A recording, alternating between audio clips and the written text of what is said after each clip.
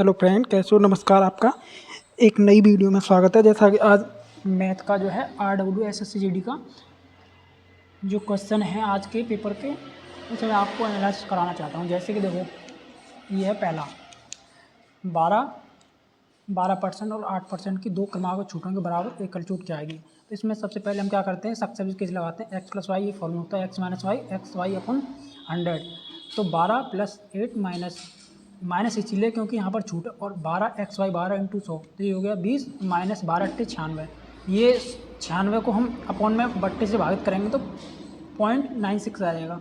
इसमें से इसे घटाएंगे तो ये इस तरह से हमारा 19.04 आंसर हो गया। जो है दूसरा, इस तरीके से दूसरा था, दो संख्या हैं 28 और 42 के लासा तथा माशा का रेशियो क्या होगा। तो संख्या ए बी बराबर 28 और 42, तो एलसीएम 28 और 42 का इनका हो जाएगा 84 और एचसीएफ 14। एलसीएम है लो कॉमन फैक्टर जो होता है, और एलसीएम हाई कॉमन फैक्टर। तो इस तरह से इनका 84 × 14 का इनका रेशियो होगा 1:6। ऐसे तीसरा सवाल था, 40 आदमी 8 घंटे में 60 पेड़ काट सकते हैं। यदि 40 में से 10 आदमी काम में शामिल नहीं होते तो शेष आदमियों द्वारा 16 घंटे में कितने पेड़ काटे जाएंगे। तो ये है फिर यहाँ पर MDH1 और W1 वाला फॉर्मूला होगा। इसमें पहले मतलब 40 आदमी, टोटल वर्क कितना हमारा 40 आदमी × 8 घंटे में 60 दिन काम करते हैं। तो दूसरा इससे मतलब दूसरे हैं। अब यहाँ पे 30 इसीलिए है क्योंकि 40 में से 10 काम पर नहीं आई, तो इसलिए 30 रह गई, और 30 × 16 घंटे, और नीचे आ गया हमारा x मतलब दूसरा काम। तो इसको हमने यहाँ से 20 से ये काटा, 20 दूनी 40, 20 या 60, ठीक है। और इसके 8 से इसे 2 बार काटा, ठीक है। और ये बचा हमारा 2 से ये 2 कट गया, तो 30 × 3 × 90। तो ये जो पेड़ कटाएंगे 90 घंटे में काटे जाएंगे। और ऐसे ही ये तीसरा सवाल था जो है, यदि 2p 3q 4r और 5s है तो pqrs का रेशियो क्या होगा। जो है तो इसमें हम क्या करते हैं, मतलब 2 3 4 5 ऐसी संख्या, इसका हम एलसीएम लेते हैं। तो ये 2 3 4 5 का एलसीएम हो जाता है 60। तो इस एलसीएम को जो संख्या है उसके नीचे रखते हैं, जैसे 2p/60, 3q/60, 4r/60, 5s/60।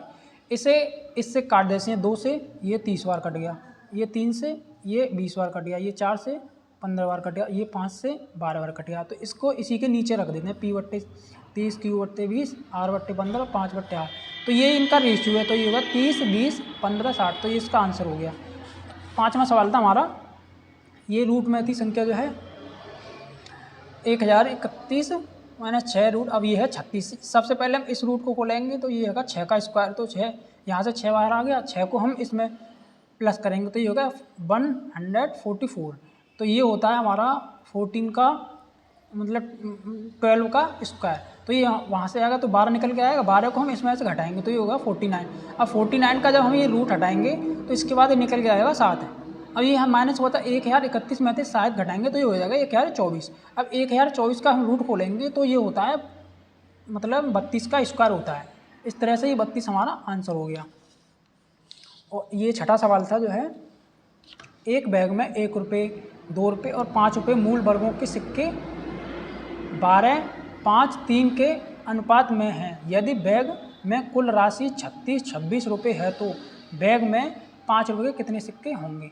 तो ये क्या करेंगे हम, 1 रुपये, 2 रुपये के कितने के नीचे 5, 12, 5, 3। अब यदि 1 रुपये के 12 सिक्के हैं तो कुल कितने रुपये हो जाएंगे 12 रुपये। और 2 रुपये के 5 सिक्के हैं तो कितने हो जाएंगे 10 रुपये। अगर 5 रुपये के 3 सिक्के हैं तो ये हो गए 15।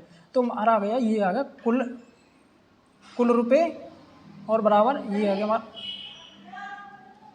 ये हो गया 36, 26। तो ये हो गया हमारा वास्तविक मतलब अनुपातिक योग और वास्तविक योग। तो अनुपातिक योग हमारा ये है 37 और ये वास्तविक योग है हमारा। तो इससे डिवाइड करेंगे तो ये कटेगा 98 बार। अब हमारा पूछा है 5 रुपये के कितने सिक्के हैं। तो 5 रुपये के कितने सिक्के हैं, ये 3 का रेशियो होता है 98 × 98 × 3। तो ये होगा 294 इसका आंसर, मतलब 5 रुपये के इतने सिक्के होंगे। अब ये था तीसरा, मतलब 7वां सवाल जो था ये था, यदि प्रकाश का वेतन 7500 रुपये है, यदि वेतन में 8% की वृद्धि होती है तो नया वेतन कितना होगा। तो ये सीधा है मतलब 7500 का 8% निकाल दिए, 750, 750 इंटू 600, 6000, 75,000 का सॉरी, तो 75,000 को ऐड कर दिया 75,000 इंटू 6,000 में, तो ये होगा 81,000 आंसर।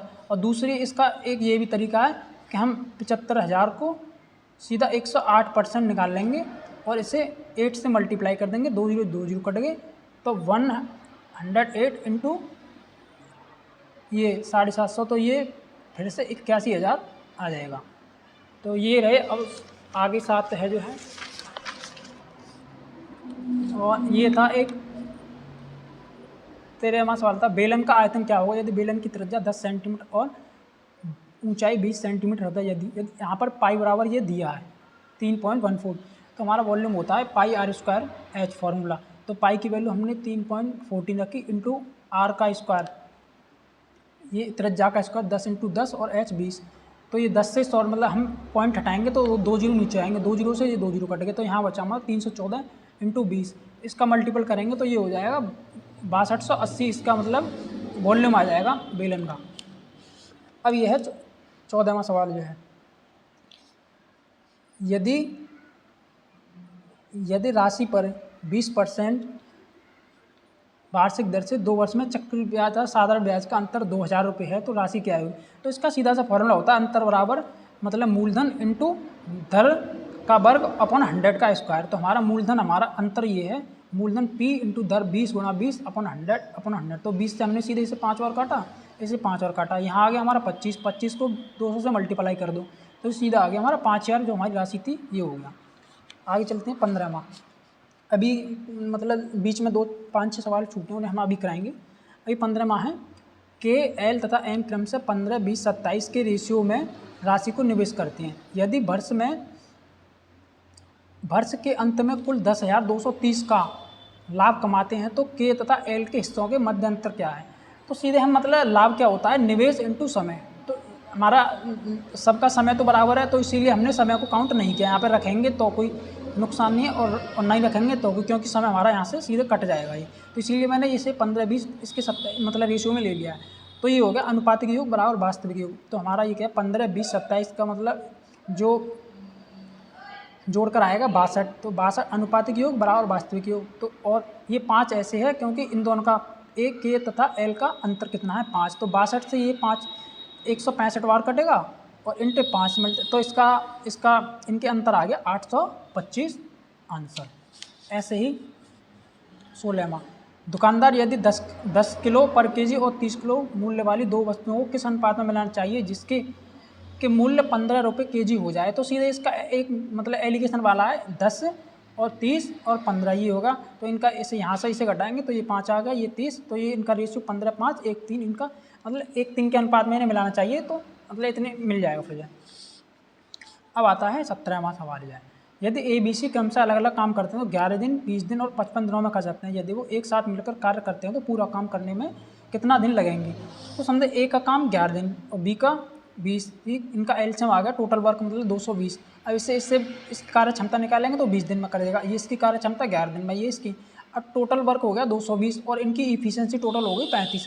तो इसे डिवाइड करेंगे तो 35 सही है 44/7 और ये 6 सही 2/7, मतलब टोटल काम तीनों मिलकर करेंगे तो 6 सही 2/7 दिनों में कर देंगे। अब रह रहा है ये, अब ये जैसा कि 1 से 19 तक कितनी भाज्य संख्या है, तो ऐसे काउंट कर सकते हैं। सबसे मतलब हमारी दो हमारी भाज्य संख्या नहीं है, सबसे छोटी अभाज्य संख्या 2 है, तो इसीलिए इसे काउंट नहीं करेंगे। तो सबसे पहली 4, फिर 6, 8 और 9, ये हमारी 10, 12, 14, 15, 16, 18। अब इनको काउंट 1, 2, 3, 4, 5, 6, 7, 8, 9, 10, तो टोटल हमारा 10 आंसर। ऐसे ही 18 में 40 मिनट में एक निश्चित दूरी तय करने के लिए 64 किलोमीटर आवर्स की चाल से जा रही है। अगर यदि इसी दूरी को 30 मिनट में तय करनी हो तो उसकी चाल, सबसे पहले तो हम मतलब दूरी निकालेंगे, दूरी हमारी कितनी है। तो 64 किलोमीटर पर आवर से 40 मिनट में कितनी दूरी, तो दूरी बराबर होता है 4 इंटू समय। तो हमारा 40 इंटू 60, अब 40 ये हमारा किलोमीटर घंटा में है, तो इसको 40 को मिनट को भी हम मतलब घंटे में बदलेंगे, 40/60। तो ये हमारी दूरी आई, 20 से ही कट गया 3, तो 64 दूनी 128, 128/3 दूरी टोटल आई।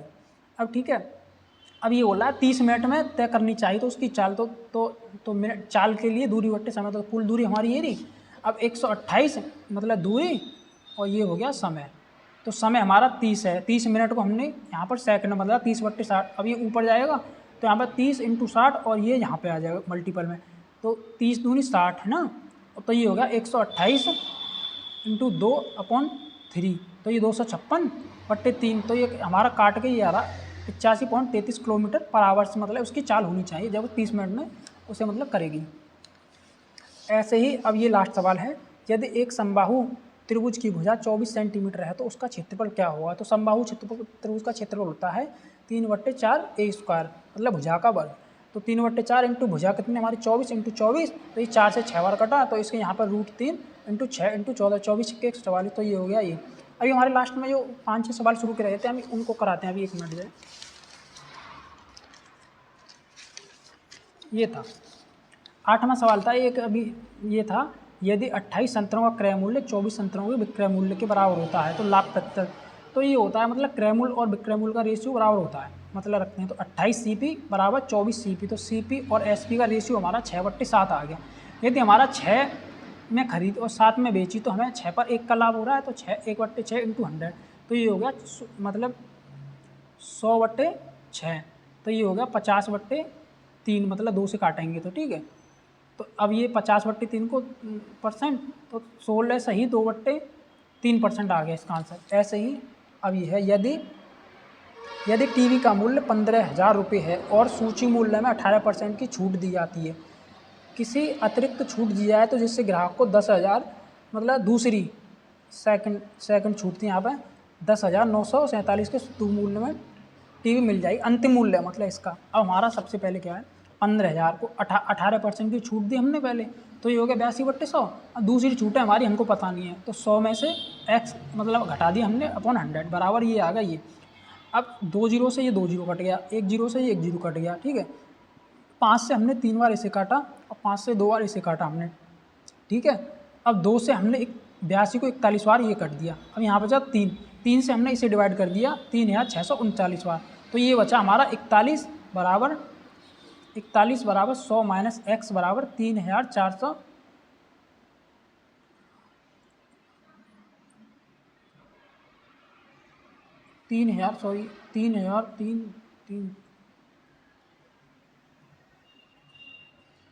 ये थोड़ा मिसमैच है। यहाँ से इसे एक 89 बार कटेगा, 100 माइनस x इंटू 89 बराबर ये, इसमें से हम घटाएंगे तो ये हो गया 11% आ गया, ठीक है।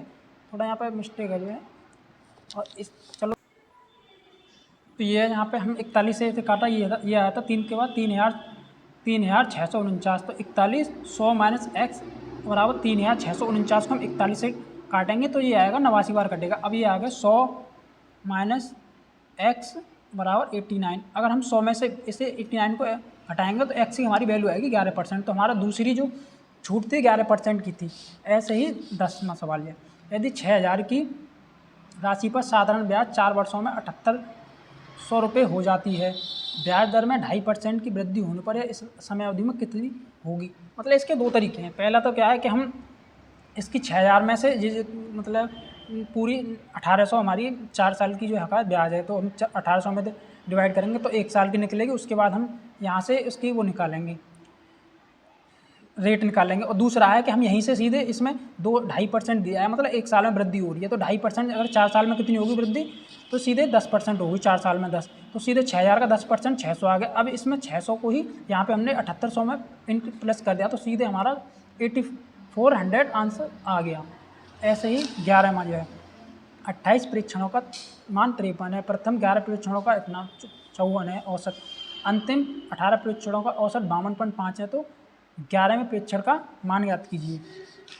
तो हमारा ये क्या है, 28 गुणा 53 बराबर ये हमारा इतना आ गया। 11 परीक्षणों का औसत मान 54 है, तो पूरा टोटल इतना आ गया। अब 18 इंटू 52, लास्ट के 18 का परीक्षणों का मान 52.5 है, तो इनको हम लिखेंगे तो 945 आएगा। यहाँ पे हम क्या करते हैं, इन दोनों को मतलब बड़ी संख्या में थे छोटी संख्या को घटाते हैं, तो हमारी दोनों संख्या हमने जोड़ ली, छोटी छोटी जो थी इनको ऐड कर लिया और हमने यहाँ पे इसमें से घटा दिया, तो ये हमारा 55 जो हमारी 11वीं संख्या जो पूछ रहा था हमारा, वो उन 11वीं संख्या पूछा था हमारा 55 आया। अब ये है लास्ट एक सवाल और रह गया। 350 मीटर लंबी रेलगाड़ी 250 मीटर लंबे पुल को 20 सेकंड में पार करते रेलगाड़ी चाल, मतलब चाल तो कुल दूरी बट्टे कुल समय, तो यहाँ पर रेलगाड़ी की लंबाई 350 है और 250 पुल की है, तो मतलब रेलगाड़ी जब मतलब पूरी दूरी को तय करेगी तभी हमारी चाल आएगी। तो ये टोटल दूरी होगी हमारी 600/20 इंटू 18/5 हमने इसलिए किया क्योंकि किलोमीटर पर आवर्स में से पूछ रहा है। तो 18 तो 20 या 60 इनू मतलब 30 बार काटा, 2 से हमने 5 से इसको 6 बार काट दिया, तो 18 में का 108 बार, ये मतलब 108 किलोमीटर पर आवर्स। यही थे आज के सवाल। धन्यवाद आपका। और कैसी लगी आपको ये वीडियो बताना जरूर कमेंट में। Thank you.